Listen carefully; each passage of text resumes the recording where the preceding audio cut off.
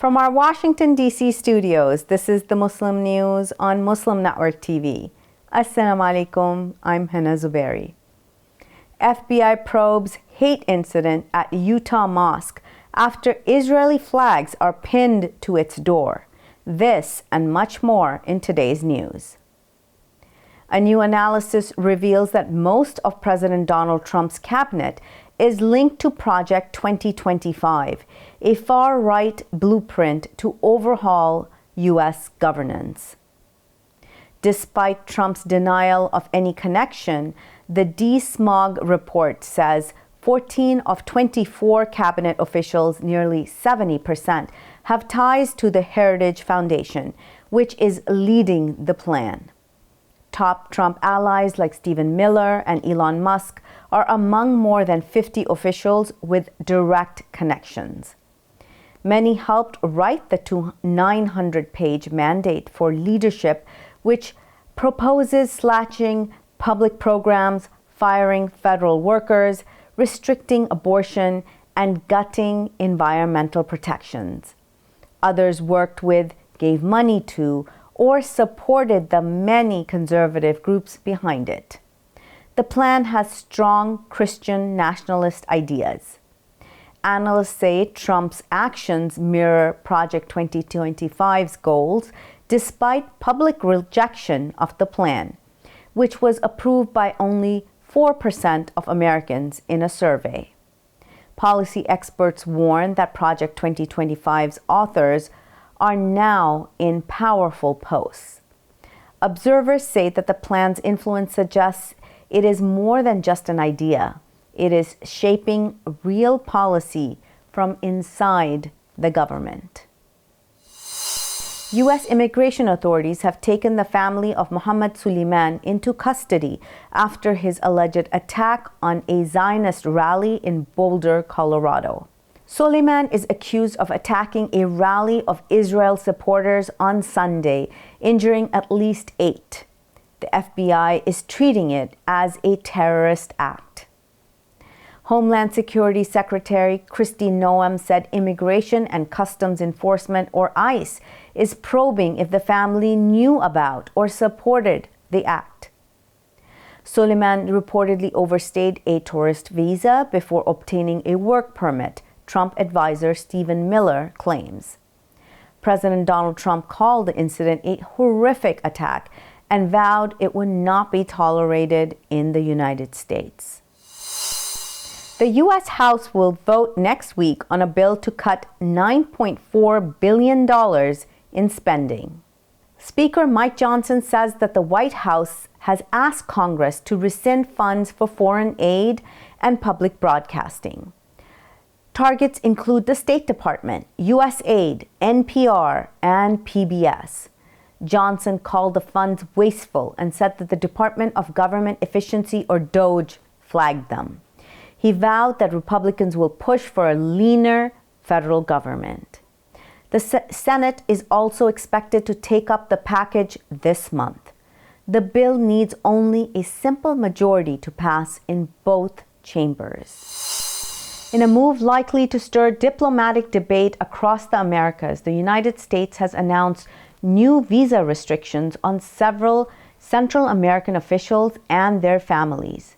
The restrictions come in response to what the U.S. government describes as their support for Cuba's overseas medical missions, a long-standing and controversial program that has drawn both praise and criticism globally.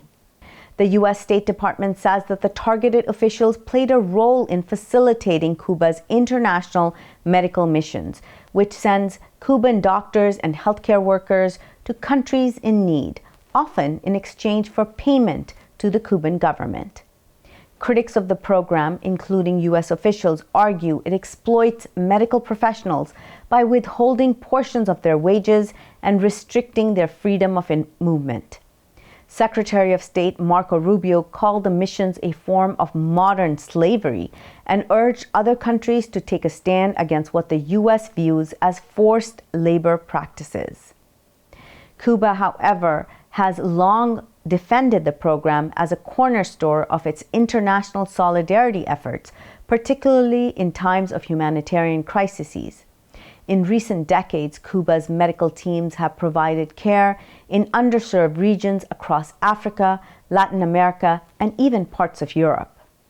By 2021, nearly 28,000 Cuban healthcare workers were reportedly deployed in more than 60 countries. Analysts estimate that the program brings in billions of dollars annually, making it one of Cuba's largest sources of foreign revenue. Organizations like the Human Rights Foundation allege that over 400,000 Cuban workers have passed through these missions under conditions they describe as coercive, with limited pay and surveillance by state supervisors. But others, including several governments that host the missions, argue that the program fills critical gaps in healthcare access and often comes at a lower cost than hiring international staff. While the U.S. continues to apply pressure on governments linked to Cuba's medical missions, the broader debate over the ethics and effectiveness of these programs remains far from settled. Federal authorities have made 2 arrests in a case that touches on both agricultural security and international research oversight. A Chinese researcher and her partner are now facing multiple charges after allegedly bringing a potentially dangerous fungus into the United States. Federal investigators say 57-year-old Jinqing Jiang, a Chinese national, was arrested for allegedly smuggling Fusarium graminearum, a fungus known to pose a serious threat to crops like wheat and corn. The FBI says that Jian brought the fungus into the country without proper declaration, transporting it to the University of Michigan for research purposes. The fungus is considered a possible agro-terrorism agent due to its capacity to damage major agricultural systems. Her partner, Zongyong Liu, admitted to carrying the same fungus through Detroit Metropolitan Airport. Both now face federal charges, including conspiracy, smuggling, making false statements, and visa fraud. According to the FBI, Jiang has received research funding from Chinese government sources and had expressed loyalty to the Chinese Communist Party, though no direct link to espionage has been publicly confirmed. The case comes amid heightened concern in Washington over foreign-sponsored research and biosecurity risks. Both suspects are awaiting court proceedings. The FBI and Salt Lake City are investigating a hate incident at a Utah mosque. Surveillance footage shows a white male vandalizing Masjid an-Nur in Salt Lake City late at night on June the 1st. He attached Israeli and American flags to the mosque's entrance and returned multiple times to reinforce them. The Council on American Islamic Relations, or CAIR, welcomed law enforcement's swift response.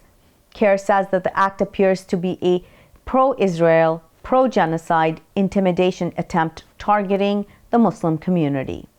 CAIR's National Deputy Director Edward Ahmed Mitchell urged authorities to arrest the suspect before his actions escalate into violence. The suspect has reportedly been identified and interviewed by law enforcement.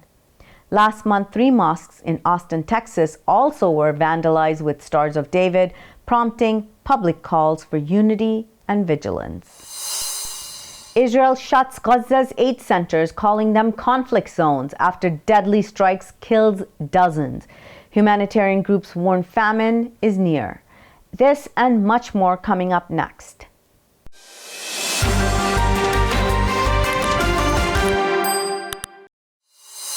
Welcome back. President Donald Trump's proposed budget cuts could defund 2 key Smithsonian museums in Washington, D.C. The White House wants to eliminate all federal funding for the Anacostia Community Museum and the long-awaited National Museum of the American Latino. At the same time, Trump claims on social media that he has fired the National Portrait Gallery director for alleged partisanship, a move critics say may be outside his authority. Smithsonian leadership was reportedly informed of a 12% overall budget cut by Secretary Lonnie Bunge. The National Museum of the American Latino exists only online for now.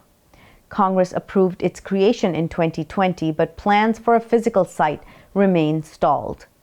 Meanwhile, the Anacostia Museum has been a community fixture since 1987. It is unclear what the future holds if funding is slashed. The Smithsonian declined to comment until Congress finalizes the budget. Trump supports a women's history museum but has not backed the Latino project. Israel killed at least 95 Palestinians and injured more than 440 in strikes across Gaza over the past 24 hours, according to Gaza's health ministry. An Israeli airstrike hit a school sheltering displaced families, killing 12, including children. In Deir al-Bala, Israeli shelling of a tent camp left 3 people dead and more than 20 injured. 6 more, including 2 children, died in Khan Yunis strikes. A displacement camp in western Gaza City was also targeted, killing 7.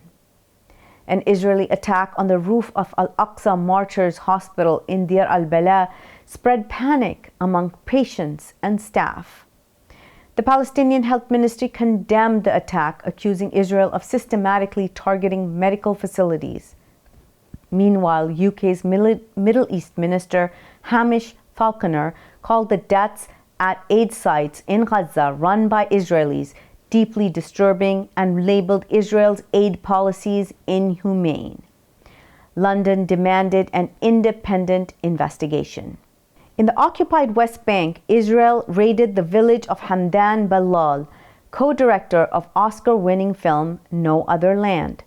12 nations, including the UK, France, and Canada, have urged Israel to end settler violence and restore displaced residents to the Palestinian village of Mughairi ad-Diyar in Ramallah.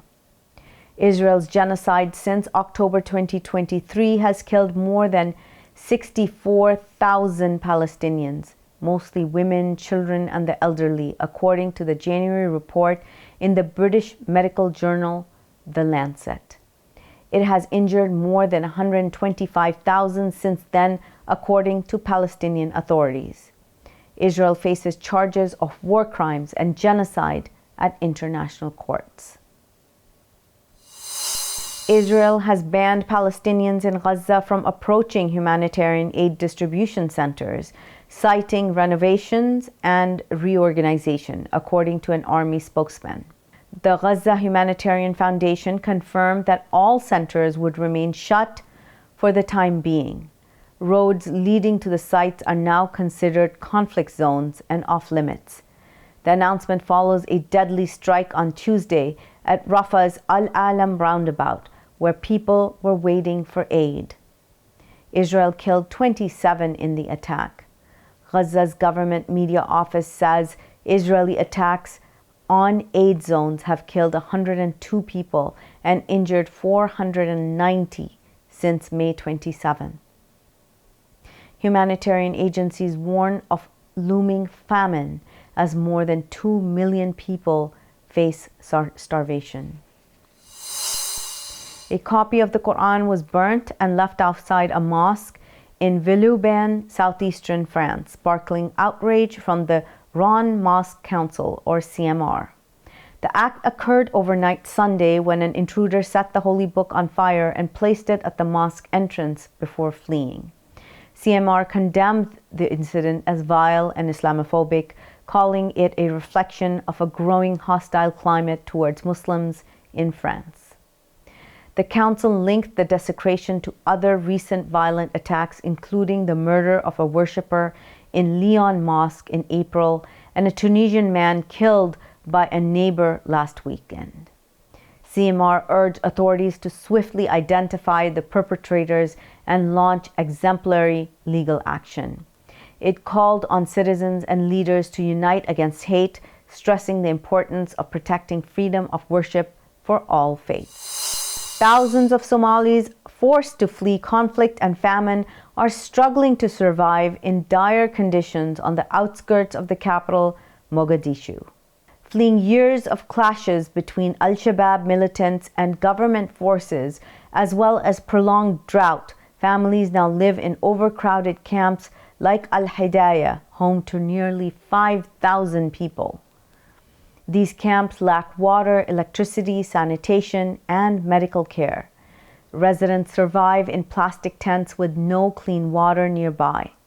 Many walk miles to fetch water, raising the risk of disease. Health services are nearly absent, leaving people vulnerable to typhoid, cholera, and hepatitis. Children have no access to schools or books. With no jobs or resources, most rely on donations for food and clothing. Somalia's long war with terror groups like Al-Shabaab continues, and displaced families now face a double crisis: violence and humanitarian neglect. They're pleading for peace and urgent international aid. Heavy monsoon rains have battered Rohingya refugee camps in Bangladesh's Cox's Bazar, damaging more than 1,400 shelters. The UN Refugee Agency reports that 53 landslides have hit the area across 33 camps in 2 days. One refugee died when a wall collapsed. Lightning injured 11 others. More than 1.3 million Rohingya live in cramped, fragile shelters on steep slopes. Most fled Burma's brutal military crackdown in 2017. UN officials warn the combination of heavy rains, flood, and weak bamboo shelters is a recipe for disaster. Thousands of new arrivals from Burma's Rakhine state have made space even tighter. A severe funding shortfall is hampering relief work. Only 20% of the $934 million sought under the UN's Joint Response Plan have been received. Officials say monsoon preparations, usually done by May, were delayed due to the lack of funds. Diamond standard coins and bars made of certified natural diamonds have been declared Sharia compliant for Islamic finance. A fatwa from Saudi-based Islamic finance scholar Sheikh Dr. Muhammad Ali Al-Ghari gives the go-ahead. This will allow diamonds to be used in cost-plus profit transactions where interest is prohibited under Sharia law.